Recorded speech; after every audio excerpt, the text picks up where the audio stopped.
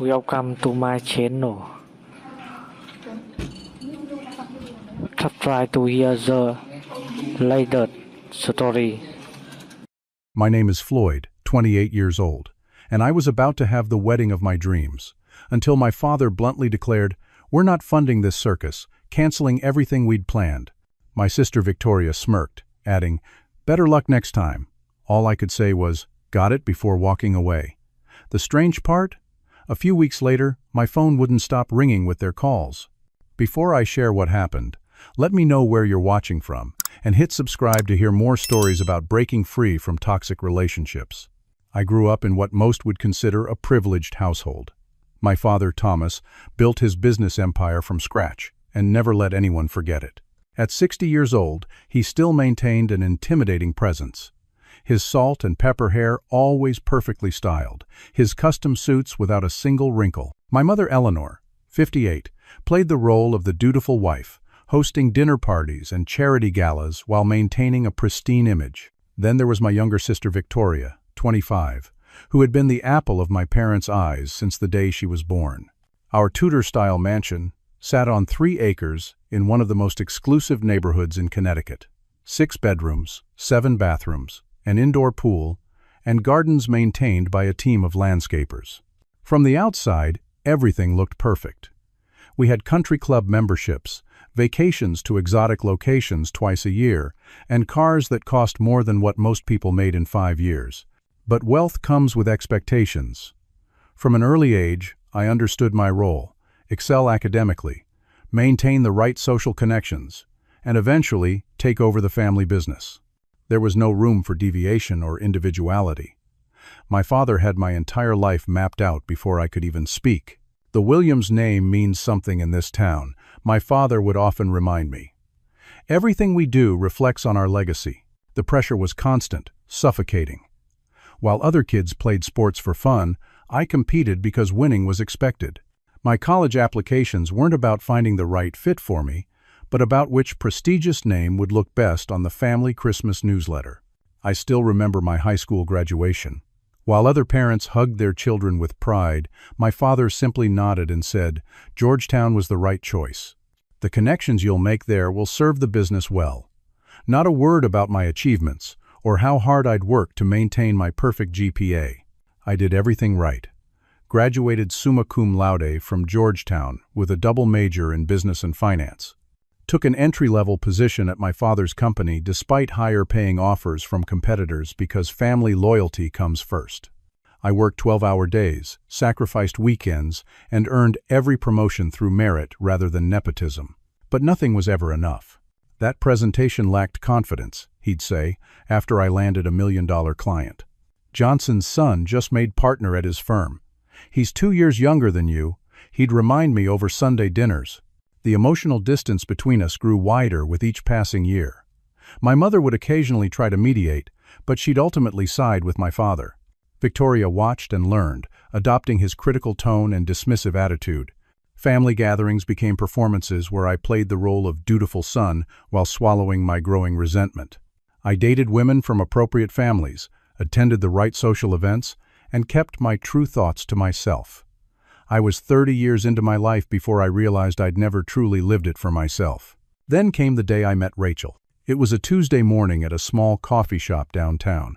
I'd stepped in to grab my usual black coffee before a client meeting when the barista called out, "Caramel macchiato for Rachel," but no one approached the counter.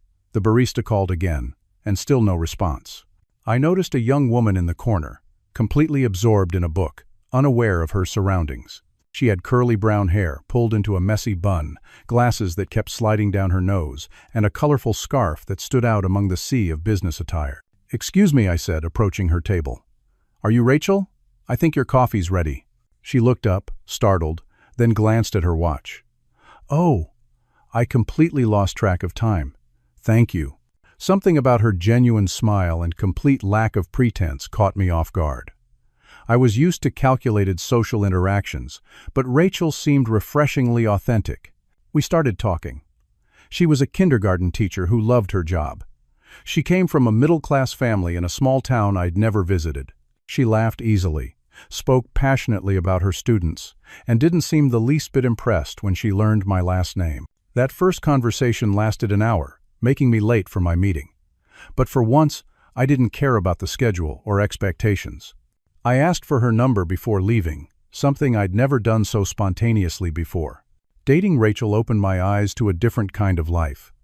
She lived in a small apartment filled with books and plants. Her furniture was mismatched but comfortable.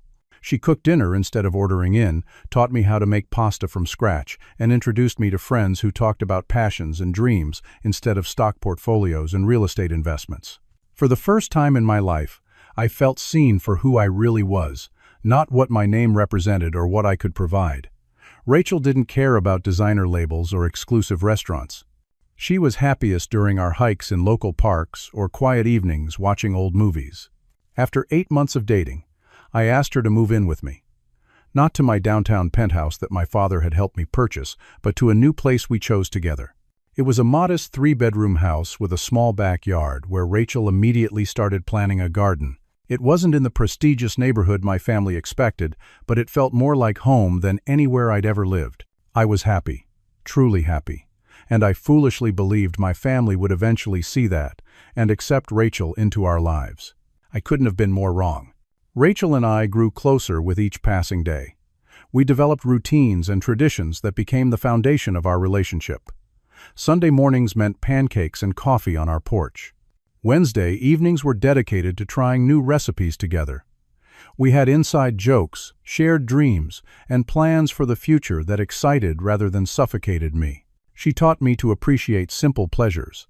The perfect cup of tea on a rainy afternoon, the satisfaction of finishing a challenging book, the joy of planting seeds and watching them grow. I showed her my world too.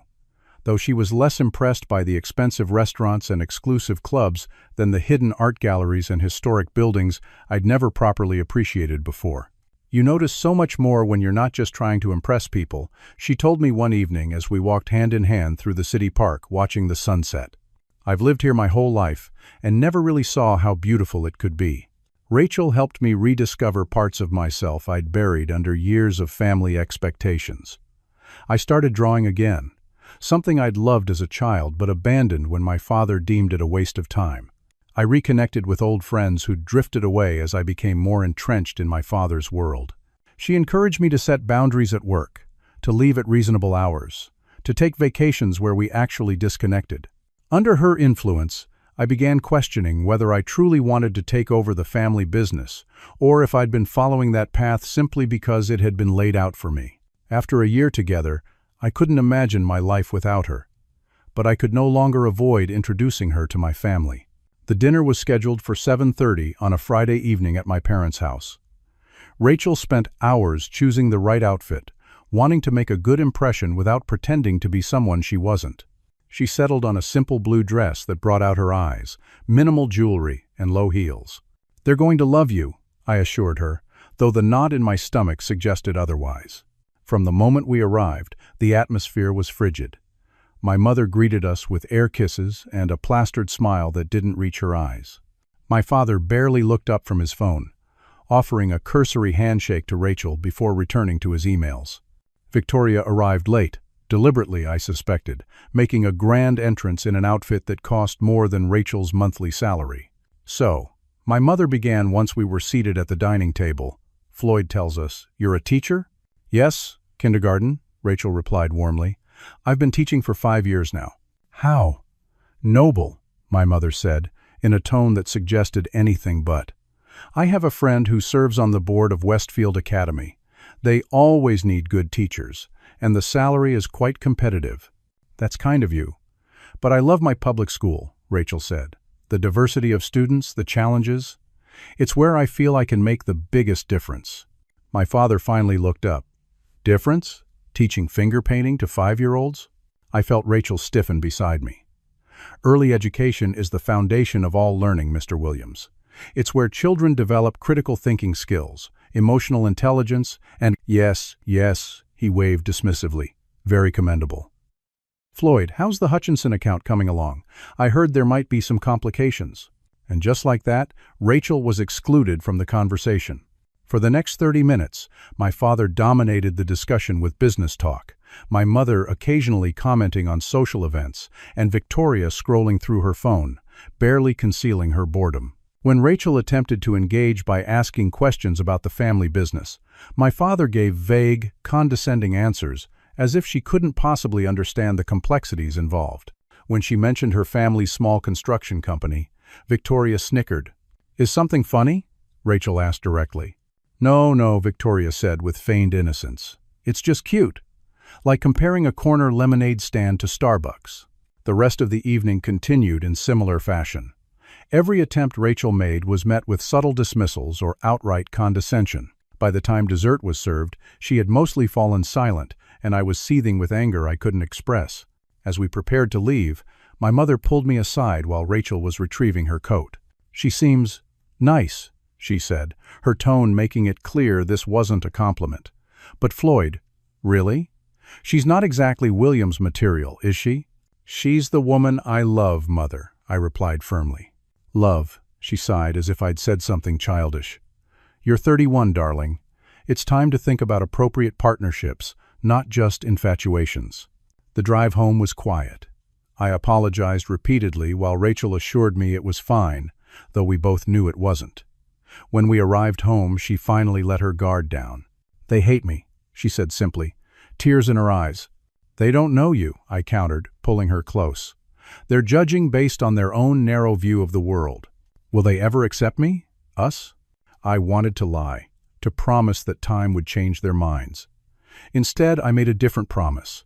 "It doesn't matter if they do. You're who I choose, Rachel. Not their expectations, not their approval. You." 2 weeks later, I proposed. Not with an extravagant production my family would have expected, but during a quiet moment at home.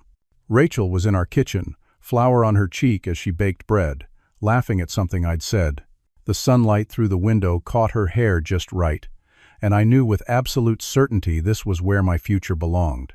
I didn't have an expensive ring. I'd chosen to buy one without my family's connections, something modest but meaningful that wouldn't make Rachel uncomfortable wearing around her kindergartners. When I knelt down in our kitchen, surrounded by the life we'd built together, she started crying before I could even finish asking the question. "Yes," she whispered, 1,000 times yes. We began planning a small, meaningful wedding. Something outdoors, perhaps in the botanical gardens where we'd spent countless Sunday afternoons. Just close friends and family, good food, and dancing under the stars. Rachel's parents were overjoyed, immediately offering their support and love. I hoped, foolishly perhaps, that my family would come around once they realized how serious I was, that they would see my happiness and want to be part of it. I couldn't have been more wrong. When we announced our engagement, the responses were as varied as they were revealing. Rachel's colleagues threw a surprise party with handmade decorations and a cake baked by one of the parents from her class. My few close friends outside the family business were genuinely happy for us, offering congratulations without the underlying judgments I'd grown accustomed to. Rachel's parents, Robert and Linda, drove 4 hours to take us out to dinner. They weren't wealthy people, but they were generous with their affection and support. Robert shook my hand with genuine warmth, telling me how thrilled they were to welcome me to their family. Linda hugged Rachel and me, tears in her eyes, already talking about family traditions and holidays together. "We've been saving a little each month since Rachel graduated college," Robert told me quietly. "It's not much, but we want to help with the wedding. Whatever you two decide, we're behind you 100%. Their unconditional support made my family's silence all the more deafening. A week passed, then 2, without any acknowledgement of our engagement. No calls, no cards, not even a perfunctory text message. Then, just as we'd begun making peace with planning without them, my mother called. "We should discuss the wedding," she said without preamble. "Your father and I have been talking, and we feel it's important the Williams family maintains certain standards for such an occasion." Before I could process what was happening, my parents had taken over. Suddenly, our intimate garden ceremony for 60 people transformed into an elaborate event for 300 at the country club. The simple dinner and dancing we'd envisioned became a 5-course meal with a renowned chef my father's golf buddy had recommended. The wildflower arrangements Rachel had her heart set on were deemed too rustic and replaced with elaborate floral sculptures. "Dad, this isn't what we want," I tried explaining during one tense meeting in his study. "What you want is irrelevant. he replied without looking up from the guest list he was revising. This wedding isn't just about you. It's about maintaining our family's social position. Half of these people are important business contacts. But it's our wedding, I insisted. Shouldn't it reflect who Rachel and I are as a couple? He finally looked up, his expression a mixture of pity and condescension. Floyd, I'm allowing this match despite my reservations. The least you can do is ensure the event itself doesn't embarrass the family. Allowing. As if my life, my happiness, my choice of partner were permissions he could grant or withhold. The guest list became a particular point of contention. Rachel's parents had a large extended family, cousins, aunts, uncles, childhood friends who were practically family. My father insisted we limit her side to immediate family and a handful of close friends to make room for his business associates and social connections, people I barely knew. We're paying for it, became his refrain whenever we objected. That gives us certain prerogatives. What had started as our dream slowly morphed into a nightmare. Rachel, who had initially tried to accommodate my parents' suggestions, became increasingly withdrawn from the planning process. I would find her staring at wedding magazines with a vacant expression or hanging up the phone with tears in her eyes after conversations with my mother. The tension extended beyond just the wedding details. My parents insisted on a prenuptial agreement, presenting it as non-negotiable despite Rachel never once expressing interest in my family's money. They questioned her about future career plans, making it clear they expected her to leave teaching once we had children, something we hadn't even discussed yet. Victoria was perhaps the worst of all. She'd appointed herself as an unofficial wedding consultant, showing up uninvited to appointments and undermining Rachel's choices at every turn. "That dress makes you look boxy," she told Rachel during one bridal appointment. "And honestly, with your coloring, white is really not flattering. The band you've chosen is so basic," she commented another time. "Everyone will expect something more sophisticated." The subtle digs became so constant that Rachel began avoiding any wedding discussions when Victoria was present, which my sister took as further evidence that Rachel couldn't handle our family's lifestyle. Meanwhile, tensions were brewing between our families as well. During what should have been a pleasant dinner to introduce our parents, my father spent the evening subtly highlighting the economic disparities between our families. He ordered the most expensive wine on the menu, discussed recent renovations to their vacation home, and asked Robert patronizing questions about his little construction business.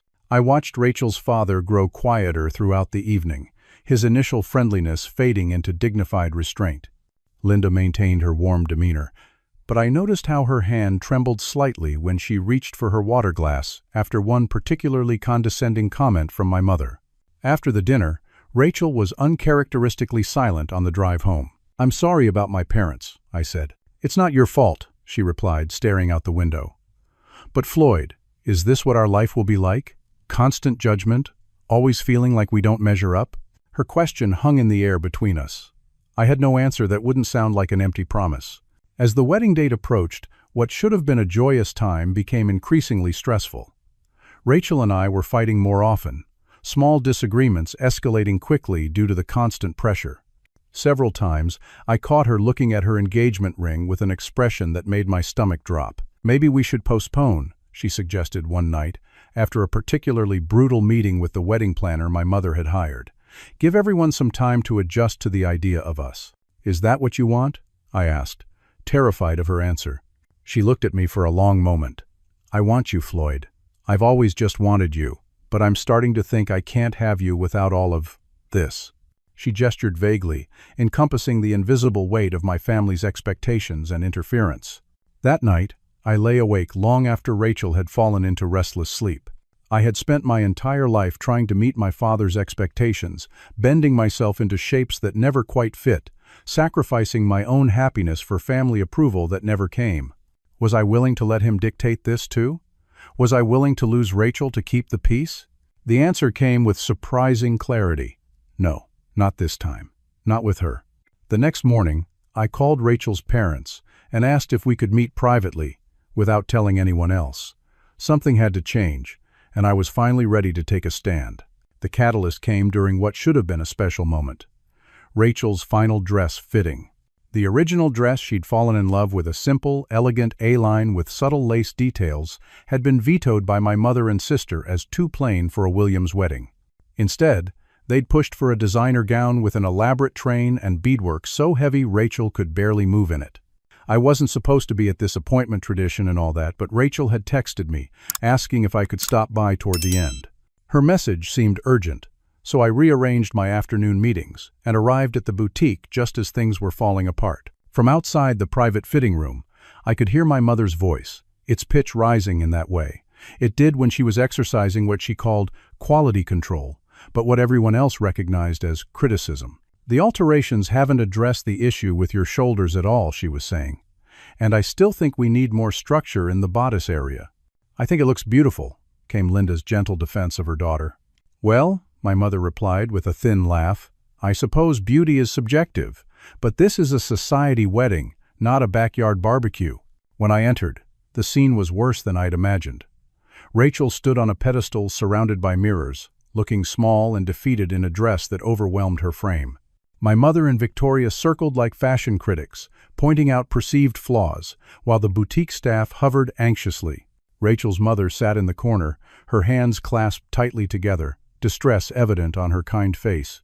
But it was Rachel's expression that stopped me cold. I'd never seen her look so empty, so diminished. This vibrant, confident woman who captivated kindergartners with her storytelling and stood up to school board officials when necessary had been reduced to a silent mannequin for my family's vision. "What's going on here?" I asked, though it was painfully obvious. Victoria rolled her eyes. "Dress fitting. Big brother. You're not supposed to see this." "Rachel texted me," I said, moving toward my fiancé. "Are you okay?" Before she could answer, my mother interjected. "We're just making some final adjustments. The neckline isn't quite right, and the train needs—" "Mom," I interrupted, "could I talk to Rachel alone for a minute?" My mother looked affronted. "We have a schedule to maintain. The boutique has another appointment after us, and we still need to—" "Eleanor," Linda suddenly spoke up, rising from her chair. "I think a short break would do everyone good. Perhaps we could get some coffee across the street?" The surprise of Rachel's mild-mannered mother standing up to mine momentarily stunned everyone into agreement. As they filed out, Victoria shooting daggers with her eyes, my mother murmuring about timelines, and Linda giving us an encouraging smile, I turned to Rachel. The moment the door closed, she crumpled, sinking down onto the fitting room couch in a billow of expensive fabric. "I can't do this anymore, Floyd," she whispered, tears spilling down her cheeks. "This isn't me. None of this is us." I knelt before her, taking her hands. "The dress?" "Everything," she said, meeting my eyes. "The dress, the venue, the guest list full of strangers, the constant criticism. Your parents hate me. Your sister actively wants this to fail. Every decision we make gets overruled. I feel like I'm disappearing a little more each day." Her words cut through me. I had been so focused on managing individual conflicts that I'd missed the bigger picture. The woman I loved was being systematically erased. "We'll fix this," I promised. "Today. Now." I helped her change back into her clothes, called a car service, and took her home, leaving my mother and sister to return to an empty fitting room. On the way, I called my father's office and requested an urgent family meeting that evening. His assistant, recognizing the determination in my voice, managed to clear his schedule. At 7 that evening, we gathered in my parents' formal living room. My father sat in his usual armchair, looking irritated at the interruption to his routine. My mother perched on the adjacent sofa, while Victoria lounged on the window seat, scrolling through her phone with performative boredom. Rachel sat beside me on the love seat, our hands intertwined. She had wanted to face this together, despite my offer to handle it alone. "This better be important," my father began. "I had to reschedule a call with our Japanese investors." "It is," I said, my voice steadier than I expected. "Rachel and I want to discuss the wedding." "What about it? The deposits are paid, the invitations are out." "If this is about the menu again—" "We want to return to our original plan," I interrupted.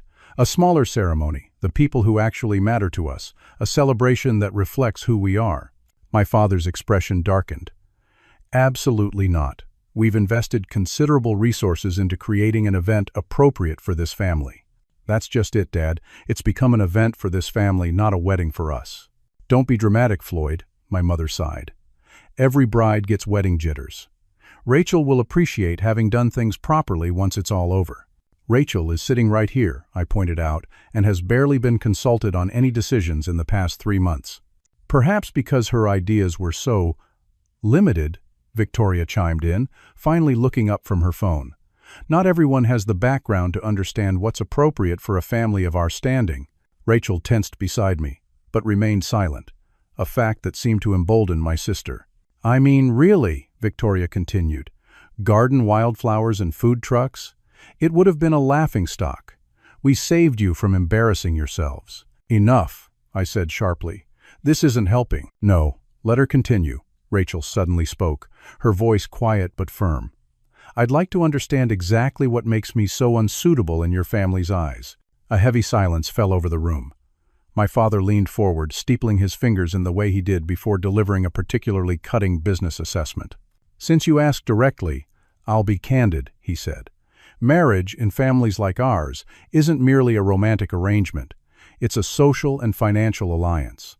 Floyd's position, both currently and his future role in the company, requires a certain type of partner.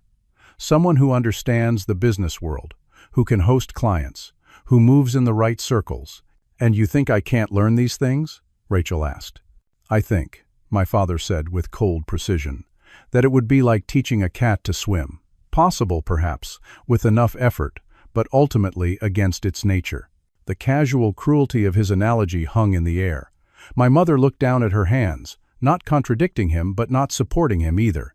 Victoria smirked. I see, Rachel said softly. Then, to my surprise, she stood up. Thank you for your honesty, Mr. Williams. I appreciate knowing exactly where I stand.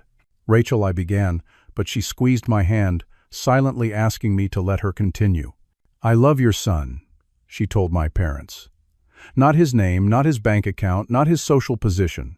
Just him, the man who brings me coffee in bed on Sunday mornings. The man who listens to my students' stories like they're the most important things in the world. The man who has spent his entire life trying to earn your approval. My father's expression remained impassive, but a muscle twitched in his jaw, the only sign her words had landed. Our wedding should celebrate that love, she continued. If you can't see the value in that, then perhaps you shouldn't be part of it. The room went completely still. No one ever spoke to my father this way, certainly not in his own home. He rose slowly, his 6'2" frame towering over Rachel's 5'5". Is that an ultimatum, young lady? It's a boundary, she replied, not backing down. My father turned to me. And you? Do you support this? Rebellion? I stood, placing my arm around Rachel's shoulders. I do. This wedding has become something neither of us wants. We're going back to our original plan. His face flushed with anger. Then you can pay for it yourselves. I'm not funding this circus. Fine, I said, feeling strangely liberated by his threat. We'll manage.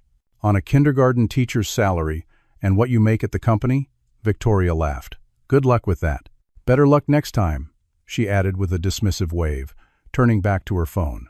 I looked at my family, my father rigid with anger, my mother silent with disapproval, my sister contemptuous, and felt something final shift inside me. Got it, I said simply. Taking Rachel's hand, we walked out of the house I grew up in, neither of us looking back as the heavy door closed behind us.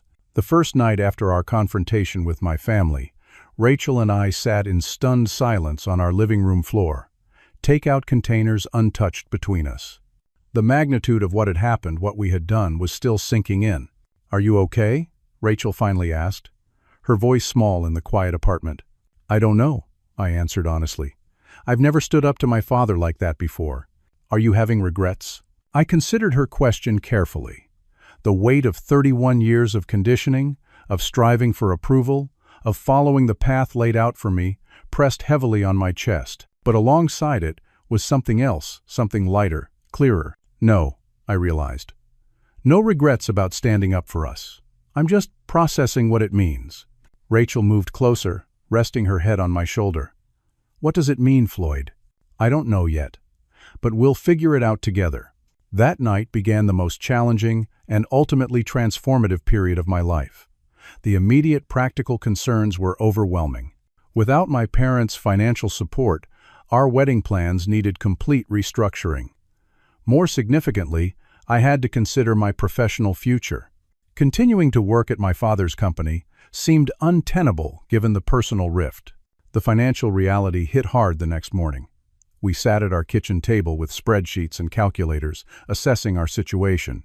Rachel's teaching salary was modest but stable. My position at Williams Industries paid well, but I knew it wouldn't last. We had some savings, but nothing close to what we'd need to maintain our current lifestyle long-term, while also funding a wedding. Maybe we should just elope, Rachel suggested, only half joking. Justice of the peace, 2 witnesses, done. Is that what you want? I asked seriously. She thought for a moment, then shook her head. No, I want to celebrate with the people who love us. I want my parents to walk me down the aisle. I want our friends to dance badly after too much champagne. I want real memories, not a compromise. Then that's what we'll have, I promised. We just need to get creative. That evening, as if sensing our distress, my best friend Greg called. We'd been friends since college, though we drifted somewhat as I became more consumed with my family's expectations. He'd met Rachel several times and had immediately approved, telling me privately that she brought out a version of me he hadn't seen in years. Heard you finally stood up to the Williams dynasty, he said without preamble when I answered. About damn time. News travels fast, I replied, surprised. Victoria's been on a social media rampage. Something about how you're throwing away your future on an inappropriate match. Her words, not mine. I groaned. Of course she has. So what's the plan now? Honestly, I have no idea. Greg was silent for a moment. Have dinner with us tomorrow. Jessica and I want to talk to you both. The next evening, we met Greg and his wife Jessica at their home. Unlike the formal dinner parties my family hosted, this was a casual affair, homemade pasta, good wine, and genuine conversation. As we finished dessert, Greg cleared his throat. Jess and I have been talking, he began. We want to help with the wedding. That's kind, I started. But we can't accept. It's not charity, Jessica interrupted.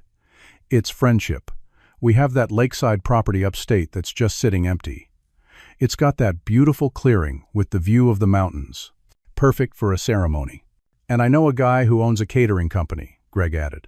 He owes me a favor from law school days. Nothing fancy, but good food, reasonably priced. I looked at Rachel, saw the hope flickering in her eyes. Why would you do this for us? I asked. Greg leaned forward. Because for 10 years I've watched you try to fit yourself into a box that was never the right shape. And since you met Rachel, I've seen glimpses of the Floyd I knew in college, the one with his own ideas and ambitions. That guy deserves a shot at happiness without strings attached. That night marked the beginning of a community effort that still humbles me when I think about it. Rachel's colleagues offered to handle decorations. A parent from her class was an amateur photographer who volunteered their services. One of my few work friends outside the family inner circle connected us with a small local band. Most surprisingly, Rachel's parents arrived the following weekend with a check. It's not much, Robert said, slightly embarrassed. Just what we've been saving. About $15,000. The amount would have been a rounding error in my parents' wedding budget, but the generosity behind it brought me to tears. These people, who had welcomed me unconditionally, were giving us their life savings. We can't take this, I protested. You absolutely can, Linda insisted. We've been saving for Rachel's wedding since she was born. This is what it's for. As one door closed, others opened. A former client I'd helped years earlier offered me a position at his startup, lower salary but equity in the company, and the chance to build something from the ground up. Rachel and I downsized our living arrangements, moving to a smaller apartment to cut expenses. We sold things we didn't need, simplified our lives, and discovered that less really could be more. Each step away from my family's orbit was terrifying but exhilarating. For the first time, I was making choices based solely on what would bring us happiness, not what would meet external expectations. The most difficult decision was giving notice at Williams Industries. I requested a meeting with my father, determined to resign professionally and respectfully, despite our personal conflict. His assistant scheduled me for 15 minutes at the end of a Tuesday, a clear message about my diminished importance. When I entered his office, he didn't look up from his computer. I'm resigning, I said without preamble, placing my formal letter on his desk. That got his attention. His head snapped up, eyes narrowing. Don't be ridiculous. This tantrum has gone on long enough. It's not a tantrum, Dad. It's a life choice. I've accepted a position elsewhere. Where? He demanded. When I told him, he laughed harshly. A startup? With no pedigree, no established client base? You're throwing away a guaranteed executive position for, what? To prove some point? To be happy, I said simply. Happiness is a luxury, Floyd. Security, legacy, responsibility, those are what matter. I studied my father's face, the deep lines around his mouth, the perpetual furrow between his brows, the thinly veiled dissatisfaction that seemed permanently etched into his features. Was this what security looked like? Was this the legacy I wanted? I disagree, I told him quietly. And that's okay. We can want different things. I placed my company keycard on his desk beside the resignation letter. My team is fully briefed on all ongoing projects. I've documented everything and trained Justin to take over my accounts. There shouldn't be any disruption. Something flickered across my father's face, surprise perhaps at the thoroughness of my exit strategy. 2 weeks' notice is standard, he said stiffly. The letter specifies 4 weeks. I wanted to ensure a smooth transition. He nodded once, the closest thing to approval I was likely to get. As I turned to leave, he spoke again. Your mother's upset. Victoria too. It was as close to an emotional appeal as my father was capable of making. I'm sorry to hear that, I replied. They have my number if they'd like to talk. And if I forbid you to leave the company? I paused at the door. I'm 31 years old, Dad. You can't forbid me to do anything anymore. As I walked out of Williams Industries for what I believed would be the last time, I felt lighter than I had in years. That evening, Rachel and I celebrated my resignation with cheap champagne and takeout, toasting to an uncertain but authentic future. Are you scared? She asked as we sat on our balcony, watching the sunset. Terrified, I admitted, but also free. The weeks that followed were a blur of activity. Planning our scaled-down wedding became a joy rather than a source of stress. Each decision reflected us as a couple, not a social obligation or business opportunity. We chose wildflowers and fairy lights, wrote our own vows, selected music that meant something to us rather than what would impress guests. And we did it all without a single input from my family, who maintained radio silence as our wedding date approached. Though I'd never admit it to Rachel, a small part of me kept hoping for some gesture of reconciliation, a call, a note, anything to suggest they might eventually accept my choices. But as the days passed with no contact, I forced myself to accept the reality. They had chosen their pride over my happiness. The night before our wedding, Rachel found me sitting alone on the porch of the cabin we'd rented near Greg's lakeside property. Second thoughts? She asked softly, settling beside me. Not about you, I assured her. Never about you. Just processing what's missing. She nodded, understanding without words. They could still show up tomorrow. I smiled sadly, appreciating her optimism but knowing better. They won't. Then it's their loss, she said firmly. Because tomorrow is going to be beautiful, and they'll miss seeing how happy their son is. She was right, of course. My family had made their choice. Now it was time to fully embrace mine. Our wedding day dawned with the kind of perfect weather that wedding planners dream about: clear blue skies, gentle breeze, temperatures in the low 70s. Greg's lakeside property looked transformed. String lights hung from trees surrounding a clearing that faced the water. Rows of white chairs formed an aisle leading to a simple arch decorated with wildflowers and greenery. Instead of an elaborate designer wedding, we had created something intimate and authentically us. In the small boathouse that served as the bridal suite, I knew Rachel was getting ready with her mother, her 2 best friends from college, and 3 colleagues from her school. I was in the main house with Greg, his brother Matt, and Rachel's father Robert, who had taken to treating me with the paternal warmth I'd never experienced from my own father. Nervous? Robert asked, helping me with my tie. A little, I admitted, but not about marrying Rachel. He nodded, understanding the complexity behind my answer. Family is complicated, son, but today you're starting your own. That's where your focus should be. As I stood under the flower arch waiting for Rachel, I surveyed our guests, about 50 people who truly cared about us. Teachers from Rachel's school, a few trusted colleagues from my old job and my new startup, friends who had stood by us.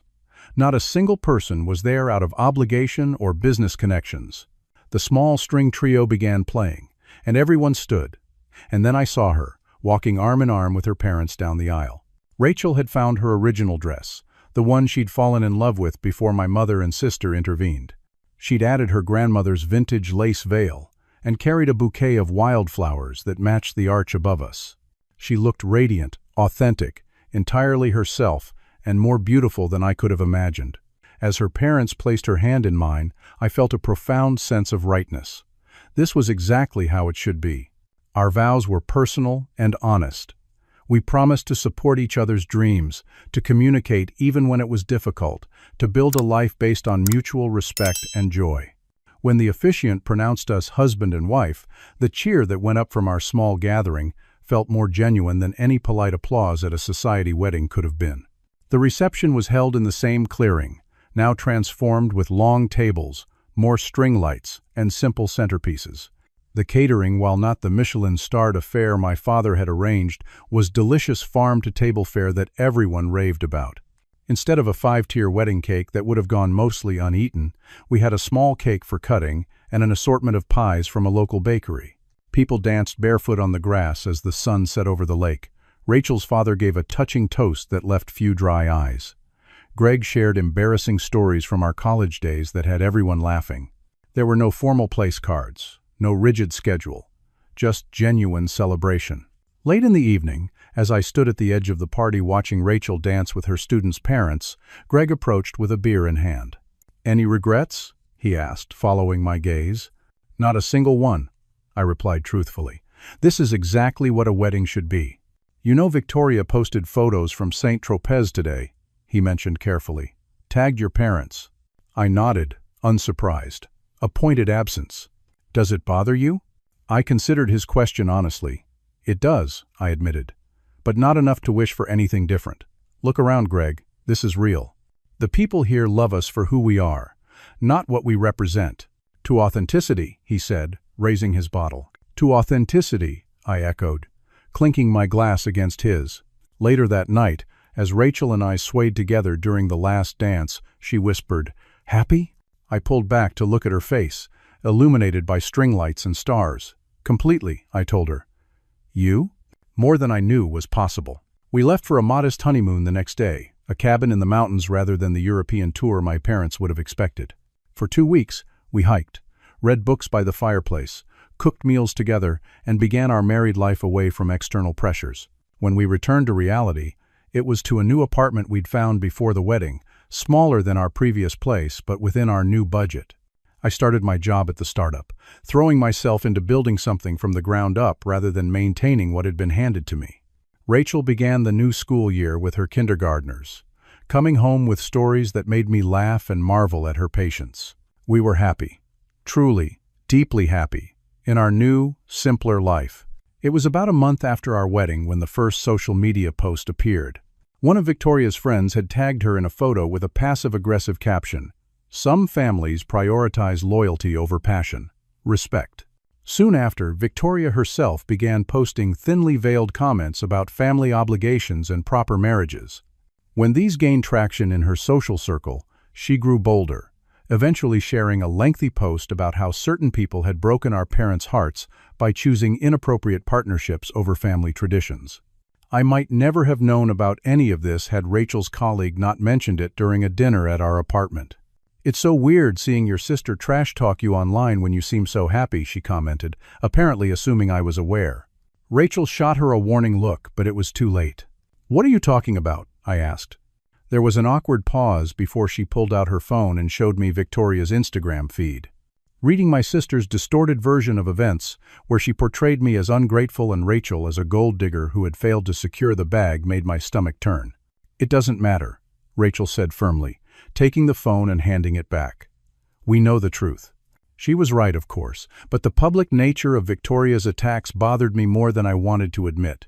It wasn't just about us anymore. She was potentially damaging Rachel's reputation among parents at her school, people in our community. I decided to address it directly, sending Victoria a brief, private message asking her to stop posting about us.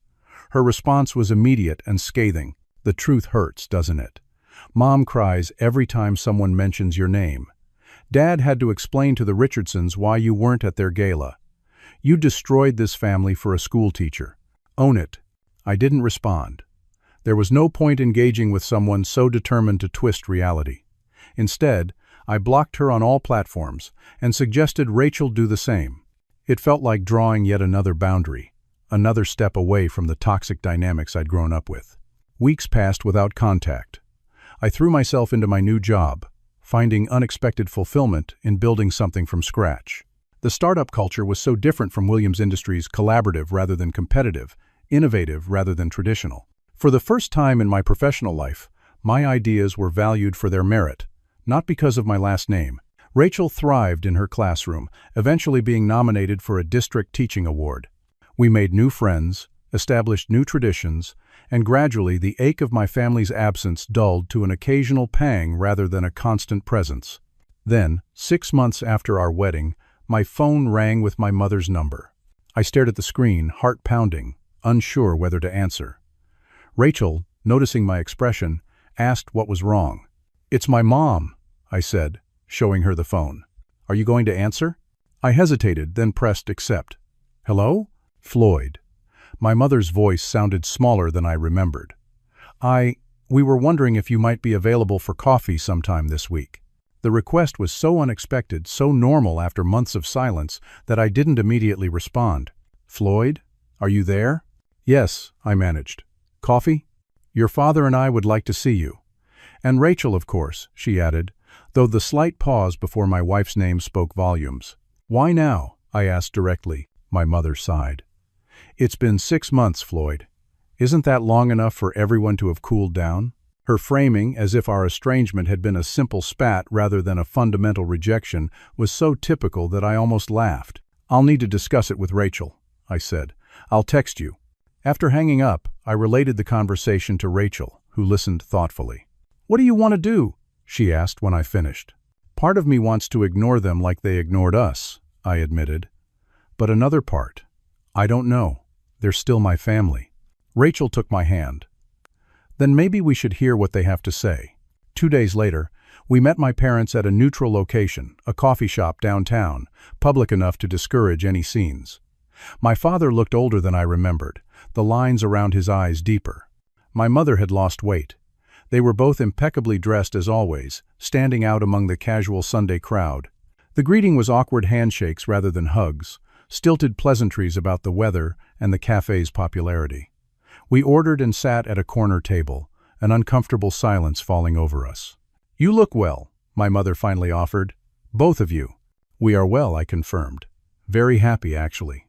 My father cleared his throat. "Victoria mentioned you've taken a position at some tech startup."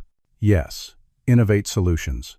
We're developing software for educational institutions." He nodded, his expression unreadable. "And it's fulfilling?" The genuine question in his tone surprised me. "Very. I'm building something meaningful." Another silence fell, broken only when our drinks arrived. "Why did you want to see us?" Rachel finally asked, direct as always. My parents exchanged glances. My mother adjusted her scarf, a nervous gesture I recognized from childhood. "We've missed you," she said simply.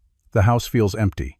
It wasn't an apology, not even close, but from my mother, it was as near to an olive branch as I could expect. "I've missed aspects of our relationship too," I said carefully, "but I haven't missed the conditions that came with it." My father stiffened, but to my surprise, he didn't immediately defend himself. Instead, he studied me with an expression I couldn't quite interpret.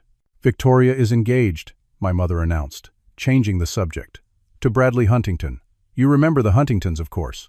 "That's fast," I commented, recalling the banking heir Victoria had been casually dating before our wedding. "When it's right, my father said pointedly. And there it was, the implication that Victoria had made the correct choice while I had not. "I'm happy for her if she's happy," I said neutrally. "She'd like you to attend the engagement party next month," my mother continued. "Both of you," she added, with a nod toward Rachel. I glanced at my wife, who maintained a polite expression despite the absurdity of the invitation after Victoria's social media campaign against us. "I'm not sure that would be comfortable for anyone involved," I said. "She's your sister," my father stated, as if that single fact overrode all that had happened. "Yes, And she spent 6 months publicly criticizing my wife and me online, I countered. Has she mentioned that? My parents exchanged another look. Victoria can be passionate, my mother allowed. She can be cruel, I corrected, and I won't expose Rachel to that again. My father's expression darkened. So you're refusing to attend your sister's engagement? I'm setting a boundary, I said, deliberately echoing Rachel's words from our confrontation months ago. If Victoria apologizes sincerely for her behavior, we'd be happy to reconsider. My father looked like he wanted to argue, but my mother placed a restraining hand on his arm. We understand, she said, though her tight smile suggested otherwise.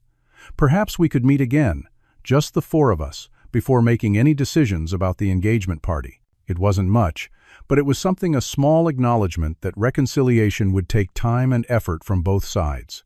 I'd like that, I said, realizing as I spoke that it was true. Despite everything, these complicated, flawed people were still my family. I didn't need their approval anymore, but I wasn't ready to write them off completely either. As we prepared to leave, my mother surprised me by approaching Rachel directly. Your students are fortunate, she said stiffly. Floyd mentioned you've been nominated for an award. Rachel blinked, clearly surprised by the acknowledgement. Thank you. Yes, for innovative curriculum development. My mother nodded. I was a teacher before I married Floyd's father. Did you know that? I stared at her, stunned. She had never mentioned this in my entire life.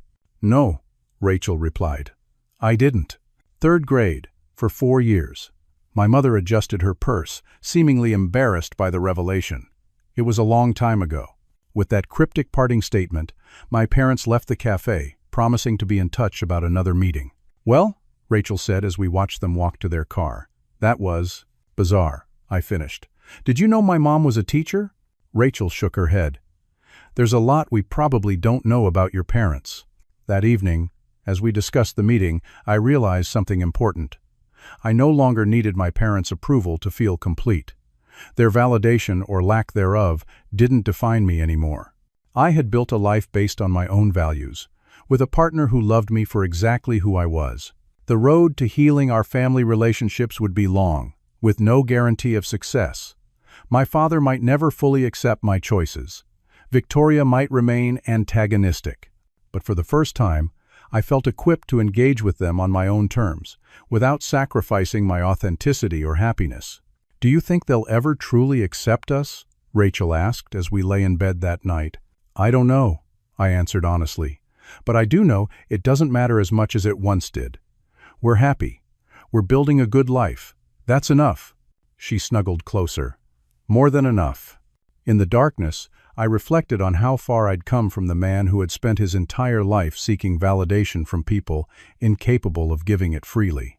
The journey hadn't been easy, but the destination, this quiet moment of contentment with the woman I loved, was worth every painful step. Over the following year, our relationship with my family evolved in ways I never could have predicted. The process was neither quick nor easy, but it was necessary, like setting a broken bone properly, so it can heal stronger than before. My mother was the first to make genuine efforts toward reconciliation. After our coffee shop meeting, she began reaching out regularly tentative texts about neutral topics, eventually building to requests for lunch with just Rachel. These one-on-one meetings were awkward at first, but gradually something resembling mutual respect developed between the 2 most important women in my life. During one such lunch, Rachel later told me my mother had finally shared her story, how she'd loved teaching but gave it up without question when she married my father, because that was what was expected of women in their social circle. How she'd channeled all her organizational skills and creativity into being the perfect corporate wife and mother. How, watching Rachel maintain her career despite marriage, had stirred both resentment and a wistful admiration she wasn't ready to acknowledge. I think she's been mourning the life she never got to live, Rachel reflected. It doesn't excuse how she treated us, but it helps explain it. Victoria proved more complicated. Her engagement to Bradley Huntington imploded spectacularly 3 months after the announcement, when he was photographed with the daughter of another prominent family. The public humiliation forced her to experience, in some small way, the pain of having personal matters exposed for public consumption. To my surprise, it was Rachel who reached out to her afterward, sending a simple message. I'm sorry you're going through this. If you need someone to talk to who understands having private moments turned public, I'm here." Victoria didn't respond immediately, but a month later, she appeared at our door unannounced, looking uncharacteristically disheveled. "I don't know why I'm here," she said when I opened the door. "Come in anyway," I offered. That afternoon marked the beginning of a tentative truce. Victoria wasn't ready to apologize directly, but her willingness to sit in our modest apartment, drink our non-designer coffee, and speak to us as people rather than adversaries felt like progress.